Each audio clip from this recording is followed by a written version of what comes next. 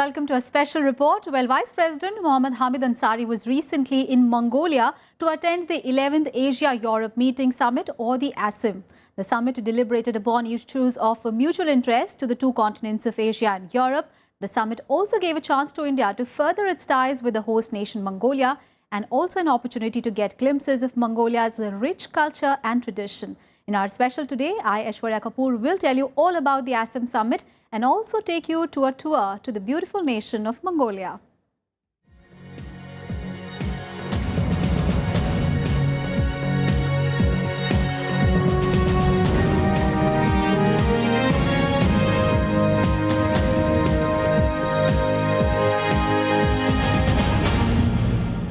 Vice President Mohammed Hamid Ansari was recently in Mongolia to attend the 11th Asia-Europe Meeting Summit. During the visit, Ansari made a strong pitch for the need to isolate sponsors and financiers of terror and urged the leaders to go beyond condemnation to practical action. The summit also deliberated upon issues arising out of recent developments affecting the Korean Peninsula and maritime security. The Vice President also held a number of bilateral meetings with leaders from the region at the sidelines of the summit.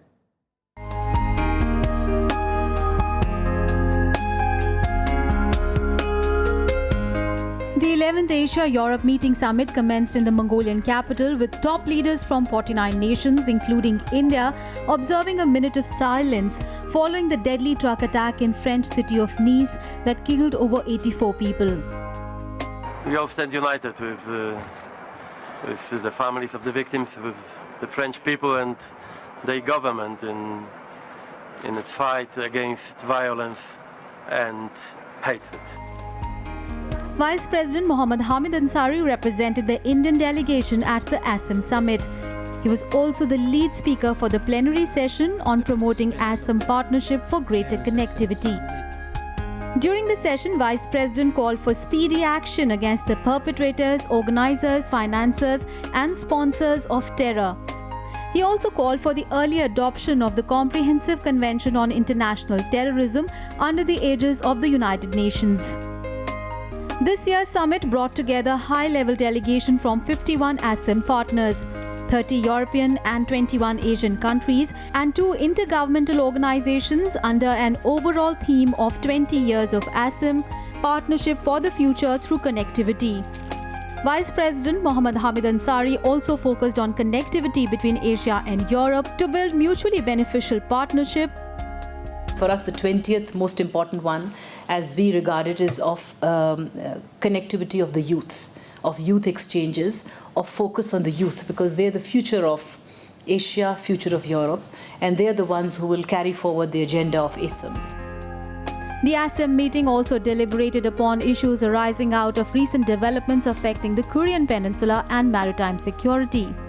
Vice President Mohammed Hamid Ansari called for the protection of seas and oceans in accordance with international conventions. Several leaders talk about the fact that freedom of navigation is important. They did talk about the importance of rule of law and the importance of settling disputes peacefully, of not using threat or use of force, and the fact that, yes, UNCLOS should be respected. During the ASEM Summit in Ulaanbaatar, Ansari also held talks with a host of Asian leaders, including Prime Ministers of Singapore, Thailand, Vietnam and Bangladesh. He also exchanged pleasantries with Pakistan Foreign Affairs Advisor Sartaj Aziz. The Vice President also held separate bilateral meetings with Prime Minister of Estonia, Lithuania and Latvia, besides meeting with Bulgarian President. The Vice President has emphasized that as ASEM enters its third decade, all member nations must ensure that it remains a responsible and positive forum. ASEM must not only shape the global agenda, but also move towards concrete action. With Rajiv Kumar and camera person D.K. Pandey and Sanjay Kumar, this is Aishwarya Kapoor's report for Rajya Sabha TV. While we discuss about the ASEM Summit in Mongolia this year, it is important to understand this forum ASEM, which is an important, a unique platform for dialogue and cooperation between Asia and Europe. The summit this year saw long deliberations on wide-ranging issues of interest to both Asia and Europe, including that of terrorism. It concluded with the adoption of the Ulaanbaatar Declaration that charts the future course of the forum as it enters its third decade.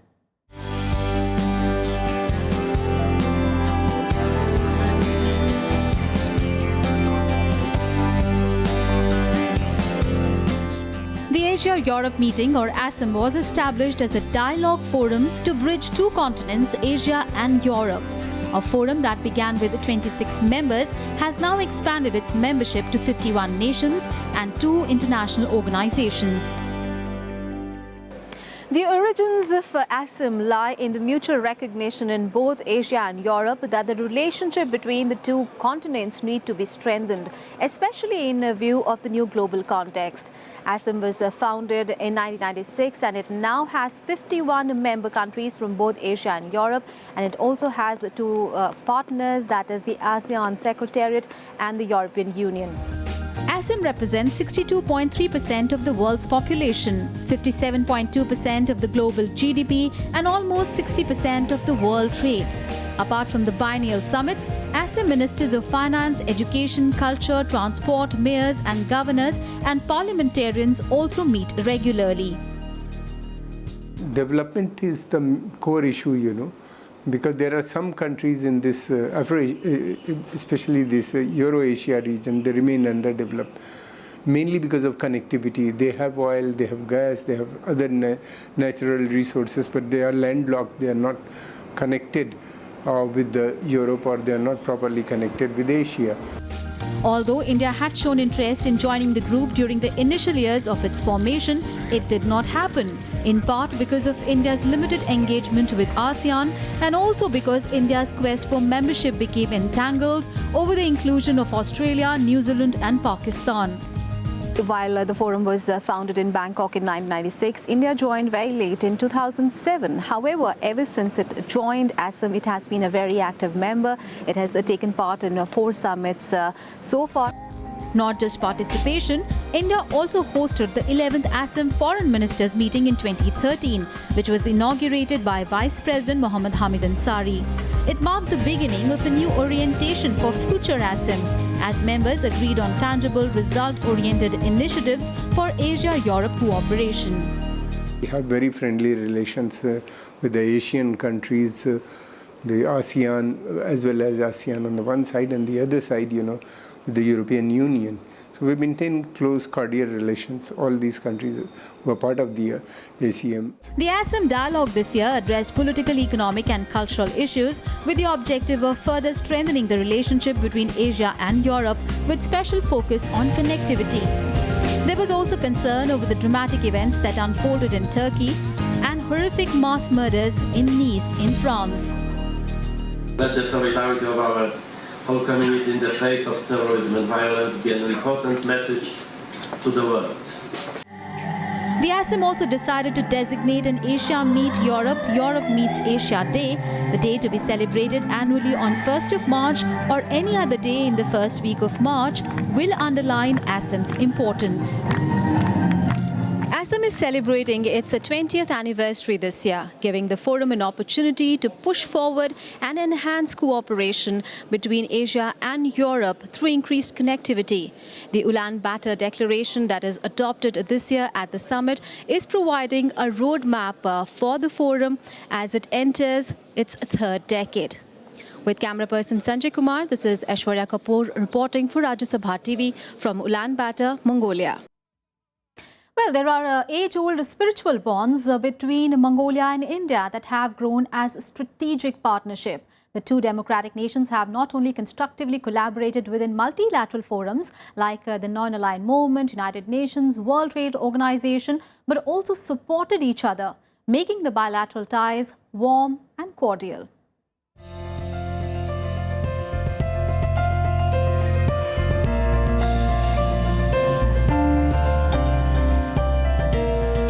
India and Mongolia have interacted through history over a period of 200 years. Following the emergence of Mongolia as a modern nation-state in the 20th century, the two countries have continued to build relations based on shared historical and cultural legacy. Diplomatic relations between the two nations were established in 1955. In fact, India was the first country outside Soviet bloc to establish diplomatic relations with Mongolia. The ties goes back to 2000 years.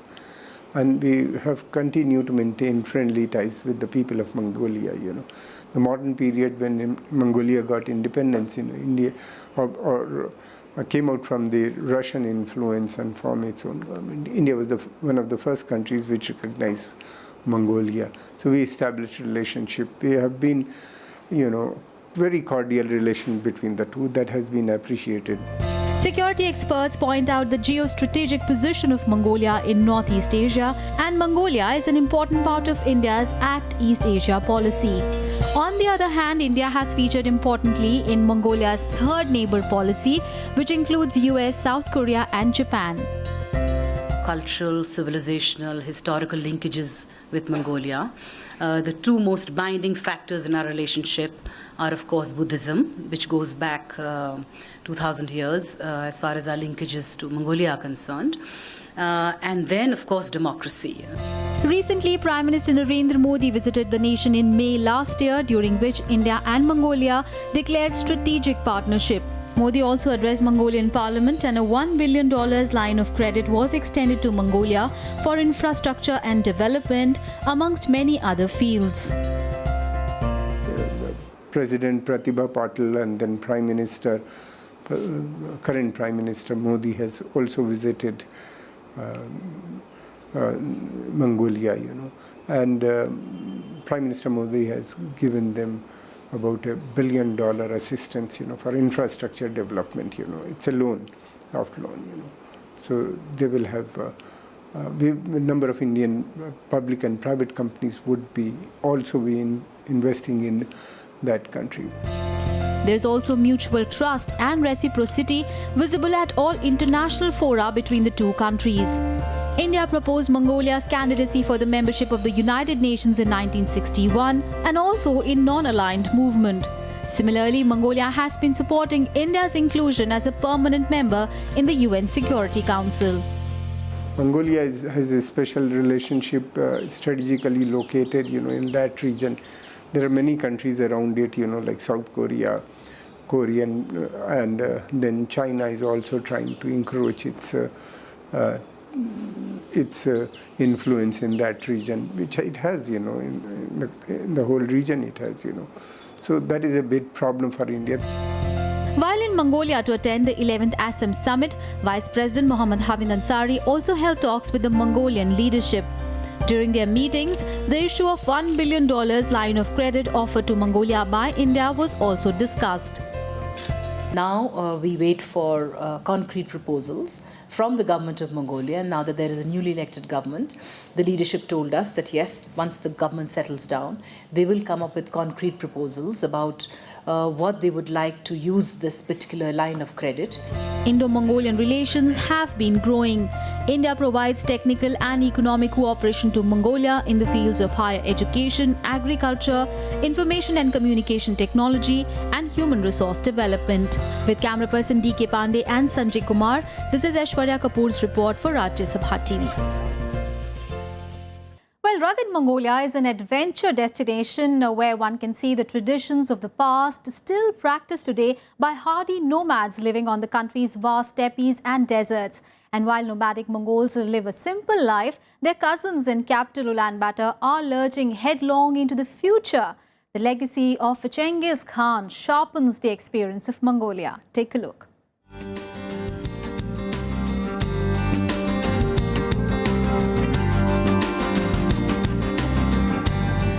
Mongolia is a landlocked sovereign state in East Asia, bordered by China to the south and Russia to the north. Ulaanbaatar, the capital and the largest city, is home to about 45% of the country's population. The country contains very little arable land, as much of its area is covered by grassy steppe, with mountains to the north and west and the Gobi Desert to the south. Approximately 30% of the population is nomadic or semi-nomadic. Horse culture is still integral. The area of what is now Mongolia has been ruled by various nomadic empires. No mention of Mongolia is complete without the name of Genghis Khan, the founder and great emperor of the Mongol Empire. The name is seen as soon as you enter the capital city, greeting you as Genghis Khan International Airport. From there to the Mongolian parliament to everywhere you go, there is Genghis Khan. Right now we are at Sonjing Baldak. Now this area is about 50 kilometers from the capital city of Ulaanbaatar, and this area is famous for again a big statue of Genghis Khan. As you can see behind me, he is there on his horse holding a golden whip in his hand. Genghis Khan came to power by uniting many of the nomadic tribes of Northeast Asia. After founding the empire in 1206, he started the Mongol invasions that conquered most of Eurasia. Genghis Khan is the hero for every Mongolian. About 900 years ago, Genghis Khan was the man who brought together the varied tribes that existed in this region. He brought them together, and then he went on to ruthlessly capture one empire after the another, from Poland to Korea. And by the time Genghis Khan died, the size of the Mongolian Empire was twice the size of the Roman Empire and the Muslim Caliphate, and 4 times the size of Alexander the Great's. Beyond his military accomplishments, Genghis Khan also advanced the Mongol Empire in other ways. He decreed the adoption of the Uyghur script as the Mongol Empire's writing system. He encouraged religious tolerance in the Mongol Empire, and his beliefs had a strong tinge of popular Buddhism. Genghis Khan's grandson Kublai Khan conquered China to establish the Yuan dynasty. After the collapse of the Yuan dynasty, the Mongols retreated to Mongolia, and this was followed by the establishment of Qing dynasty, which ruled for 200 years and later led to the establishment of Republic of China. The revolution of 1921 led to independence from the Republic of China, but shortly the country came under the control of Soviet Union. After the anti-communist revolutions of 1989, Mongolia conducted its own democratic revolution in early 1990. This led to a multi-party system, a new constitution of 1992, and transition to a market economy. With camera person D.K. Pandey and Sanjay Kumar, this is Aishwarya Kapoor's report for Rajya Sabha TV. Well, India-Mongolia ties are close and warm and date back thousands of years, with Buddhism being the biggest connection. Now, Buddhism was carried to Mongolia by Indian missionaries during the earlier Christian era. Vice President Mohammed Hamid Ansari, while in Mongolia, also visited the Pethu Monastery, which again has a big Indian connection. What is that? Let's find out.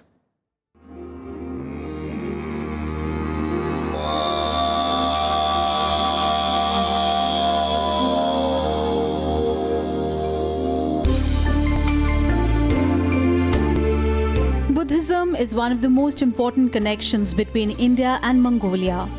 Mongolians got acquainted with India ever since the teachings of Lord Buddha prevailed throughout the steppe of Mongolia. The two nations are spiritual neighbors sitting on the northern and southern edge of the Buddhist Asia. The fall of communism in Mongolia in 1991 restored public religious practice.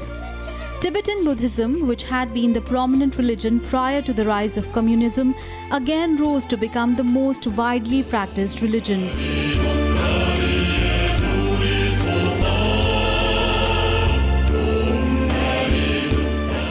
Mongolia has evolved a national form of Buddhism with a large Tibetan component. According to the 2010 national census, 53% of the population is Buddhist, while 39% are non-religious.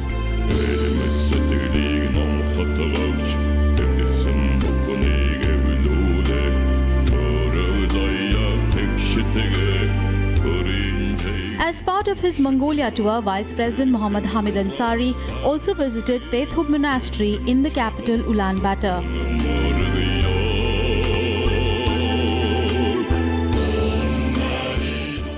We are right now inside the Pethu Monastery. Now, it's a very beautiful, unique monastery, and as soon as we enter, in the center there is the statue of Lord Buddha. On his left side is the statue of Tsongkhapa, and on the right side, White Tara. This monastery is seen as a symbol of India-Mongolia cultural and spiritual ties. Reason being, it was founded by an Indian ambassador who was revered here as a monk. This monastery was built by the late Venerable Kushok Bakula Rinpoche. He was from Ladakh and he was India's ambassador in Mongolia from 1990 to 2000. He was here for 10 years. You know, it was just after the advent of democracy in Mongolia, after 70 years of communism. So there was so much work to do. Rinpoche named his monastery as Pethub, which in Tibetan means a model or exemplary. The name is drawn from the main monastery in Ladakh, which is also known as Pethub Monastery and is over 800 years old. Rinpoche played an important role in the early years of the revival of Buddhism in the country. Rinpoche chose a tract of land in the city so that it becomes more accessible to the people. Pethub Monastery soon became an important center of learning for Mongolian Buddhists. The monastery was in fact inaugurated in 1999 by Indian Vice President Krishan Kant. These are all monks here. We have about 50 Mongolian Buddhist monks. They are all from different provinces of India. They study Buddhism. Many of them go to India to study. And it's one of the popular destinations for Buddhists in Mongolia and from abroad. Vice President Mohammed Hamid Ansari also unveils the statue of the father of the nation, Mahatma Gandhi, in the monastery. A great symbolic gesture highlighting the deepening ties between India and Mongolia. With camera person D.K. Pandey and Sanjay Kumar, this is Aishwarya Kapoor's report for Rajya Sabha TV.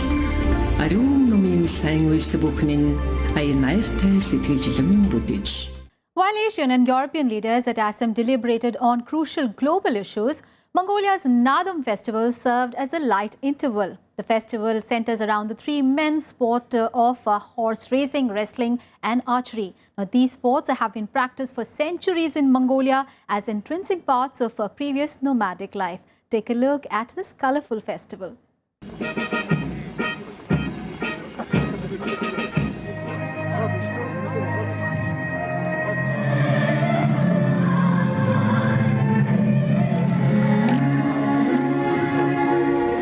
On the sidelines of the ASEM Summit, the leaders and the delegation got a chance to witness the Mongolian tradition and culture with the revered national Nadam festival, featuring burly wrestlers, camel riding and traditional dance.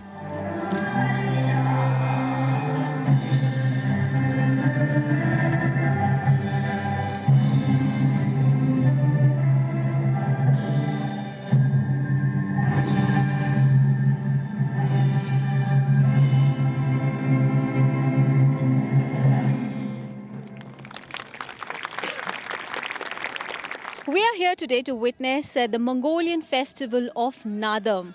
We are lucky because this festival is held only once a year that showcases the country's rich tradition and culture. The festival harkens back to the culture of the nomadic tribes that have dwelled amid the steppes of Central Asia for hundreds of years.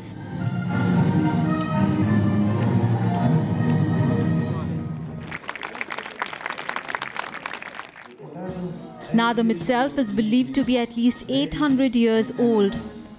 Thank you very much for joining us at the Mongolian Nadam Festival. One will see archers with the same type of bow that Genghis Khan's armies used, made of birch, fish glue and deer sinew. At Nadam, horse jockeys, skilled archers and fierce wrestlers take the spotlight.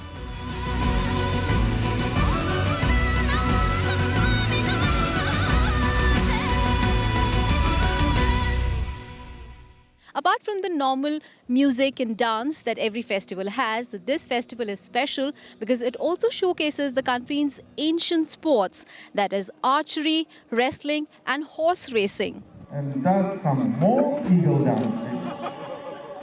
These sports are the ones that once helped Genghis Khan in the 13th century test and train his greatest warriors.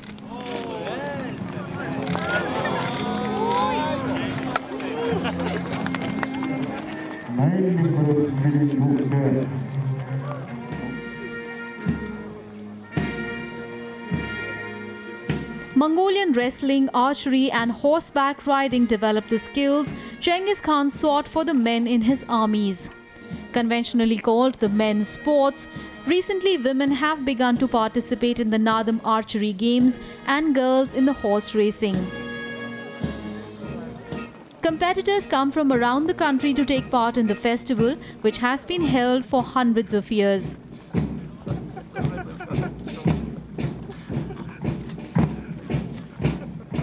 Улаанбаатар хотод ASEM-ийн 11 дахь чуулга уулзалт амжилттай болж өндөрлөө. Тэгээ ASEM-ийн жишг зориулаад Улаанбаатар хотын хувьд бид нар ийм Монгол үндэсний соёл урлагийн гайхамшиг харуулсан наадам бэлдсэн юм аа. Тэгээ одоо энэ газар бол тэр жишг.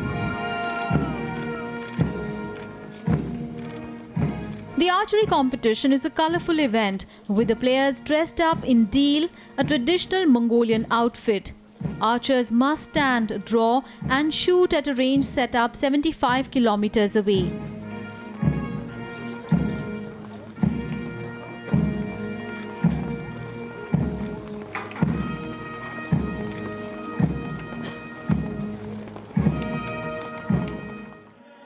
The most popular event in Nadam is wrestling, where two men face off and the first one who touches the ground, except with the feet or hands, loses the match. The wrestlers perform the bevek or eagle dance before the match. Wrestlers wearing cloth pants and sleeves over their arms and shoulders are traditionally the most popular competitors with the public, while child jockeys battle it out in horse races for prize money.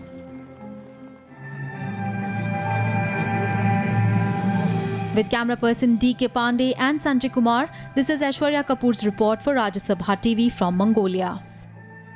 Well, that is all in this special report from Mongolia. I hope you liked watching it as much as we enjoyed compiling our experiences from Mongolia for you. Thanks so much for watching. Bye-bye.